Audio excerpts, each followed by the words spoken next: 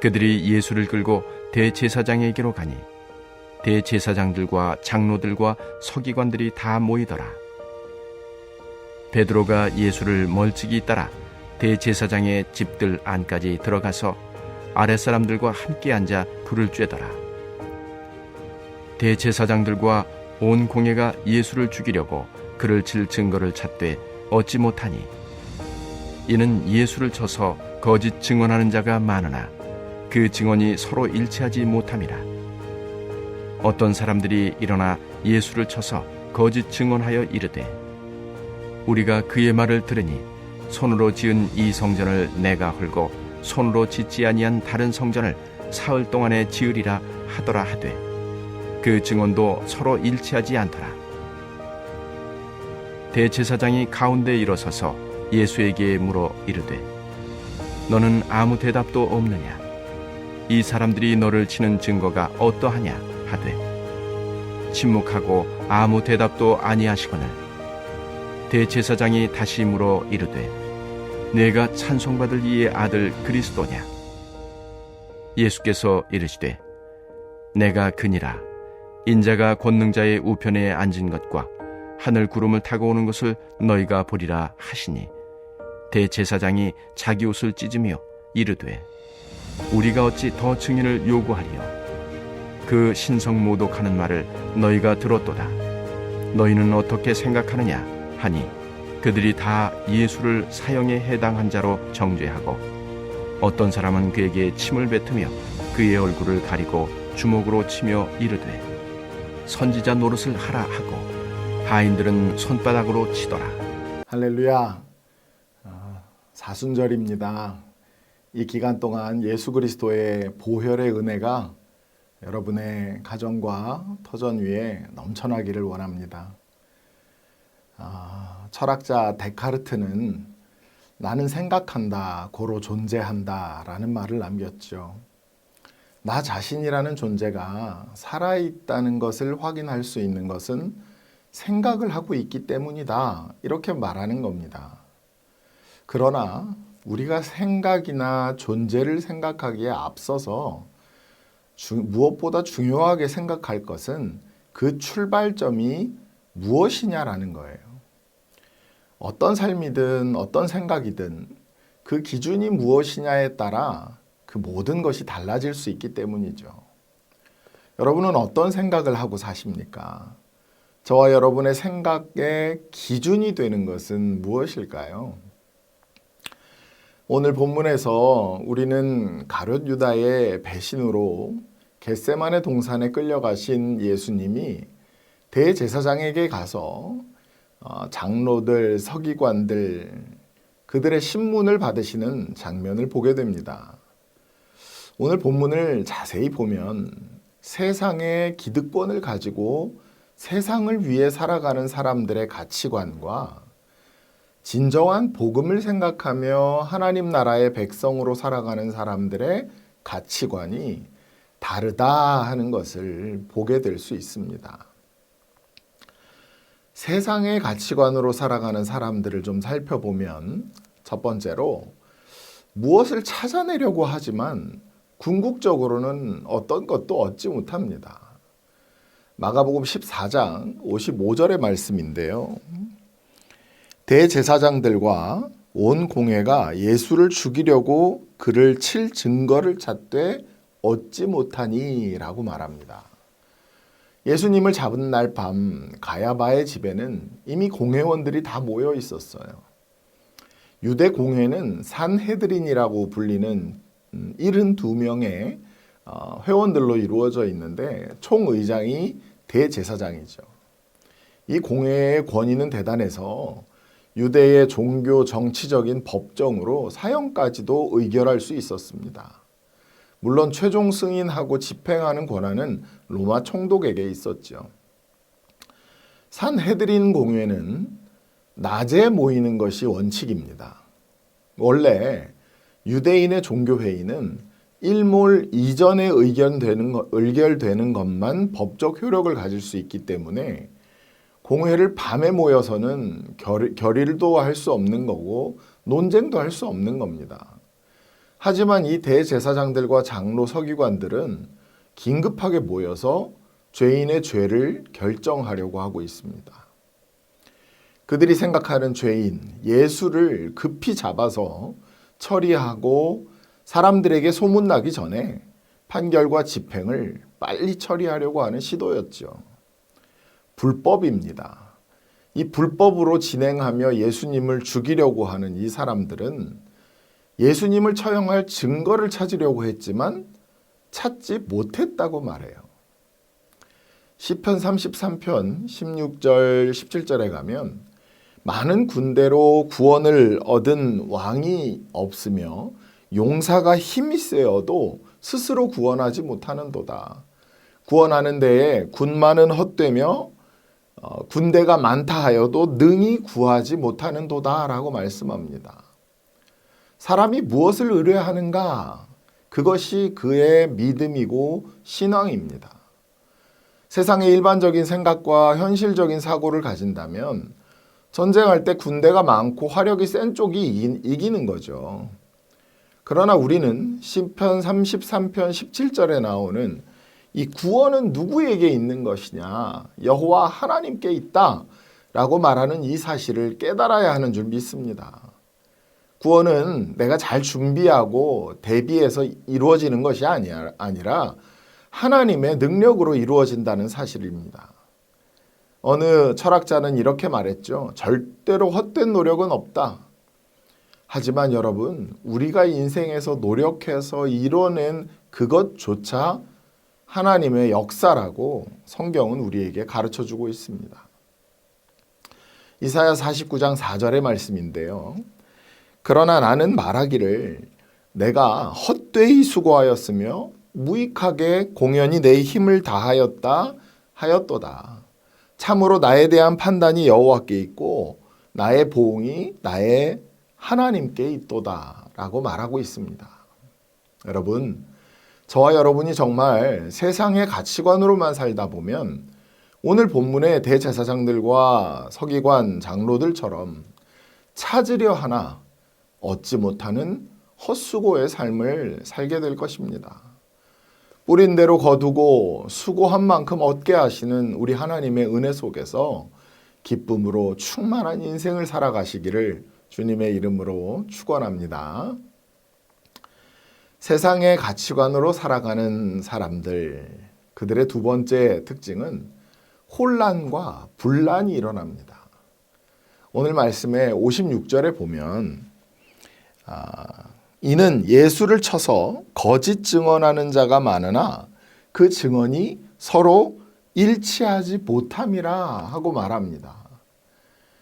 예수님을 죽이려고 예수에 대해 재판을 하려는 사람들이 서로 이런저런 질문에 대해 입을 맞추고 서로 말을 맞춰서 어떻게든 예수님을 죽이려는 계획을 세웁니다. 하지만 그들의 이야기는 서로 맞지 않아요. 많은 사람들이 어떻게 하면 예수를 죽일 수 있을까 모의하고 그래서 심지어 증인까지 미리 준비를 했습니다.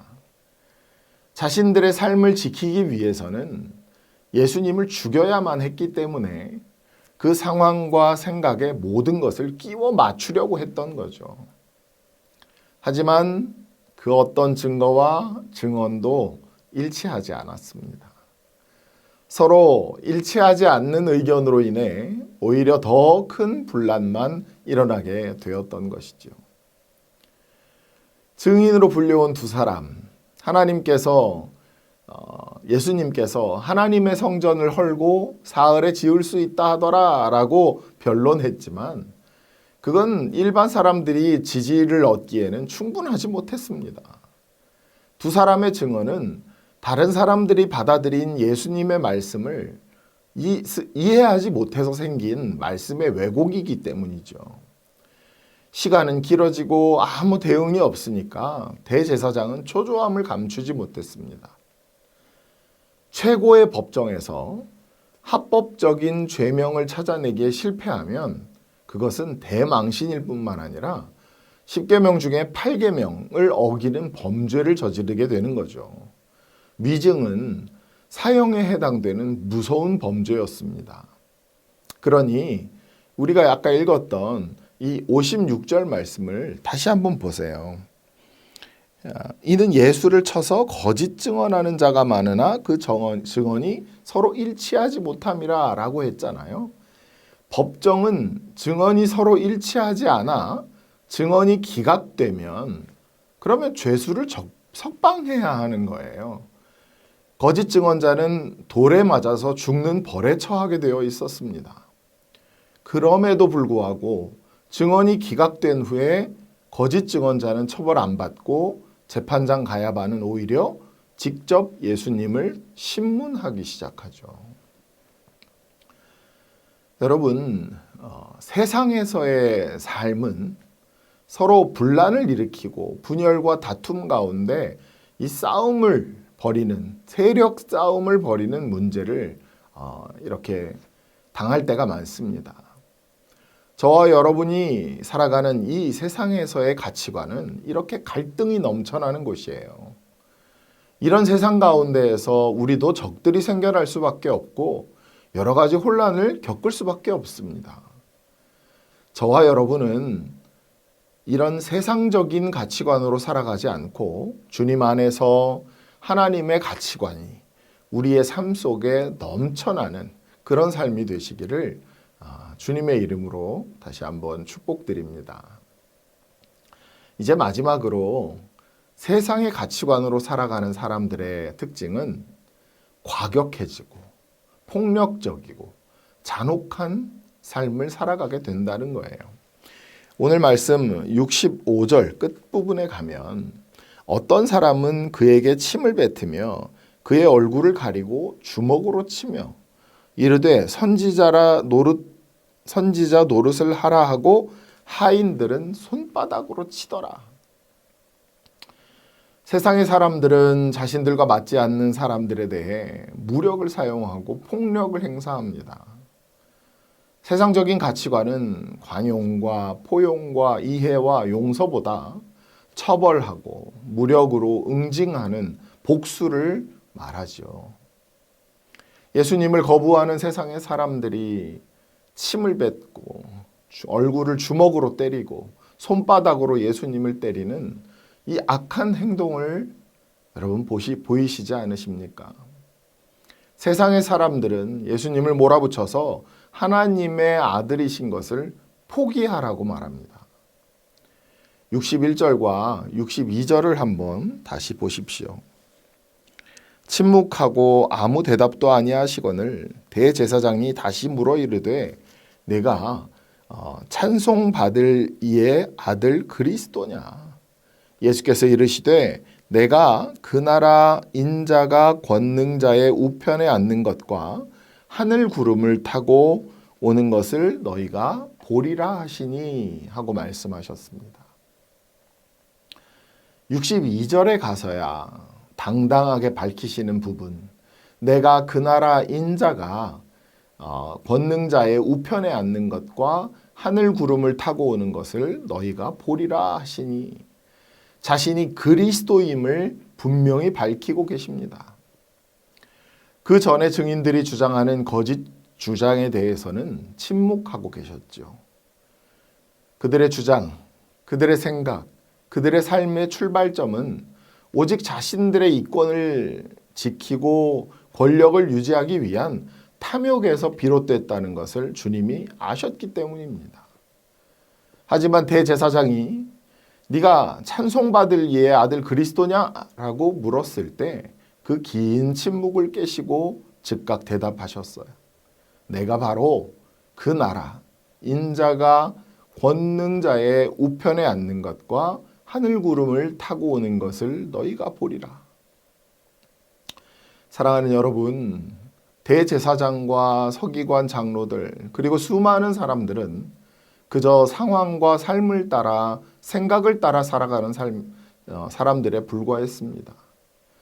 하지만 예수님은 자신이 처한 상황과 삶보다 자신이 가진 생각보다 더 중요한 것이 무엇인지를 분명히 알고 계셨던 거예요. 고통과 아픔의 모든 상황을 뛰어넘을 수 있고 부정적이고 포기하고 싶은 생각을 초월할 수 있는 출발점. 그 기준이 바로 나는 하나님의 자녀이며 하나님의 택함 받은 백성이다라는 분명한 정체성이었던 것인 줄 믿습니다. 모든 불법적인 상황 속에서도 고난과 어려움으로 힘들어 지치고 눈물을 흘릴 수밖에 없는 그 아픔 속에서도 우리의 생각이, 우리의 삶이 당당하게 서 있어야 할 곳은 오직 예수 그리스도밖에 없는 줄 믿습니다. 길이요, 진리요, 생명이신 예수님에게서 멀어졌을 때 그들은 도망칠 수밖에 없는 사람들이 되었던 거예요. 당당하게 살지 못하고 숨어서 살 수밖에 없었습니다. 그러나 여러분, 넘어지고 쓰러지고 힘겹고 아파도 우리의 생각과 삶이 주님에게서 멀어져서는 안 됩니다. 오직 주님을 생각하는 그 주님만을 따르시기를 바랍니다. 주님과 동행하는 삶을 사시기 바랍니다. 그래서 저와 여러분의 삶이 그 기준과 출발점은 길이요, 진리요, 생명이 되신 예수 그리스도가 되어야 합니다. 그래서 오늘 우리는 담대하게 이 세상을 향해 그리고 나 자신을 향해 외칠 수 있어야죠.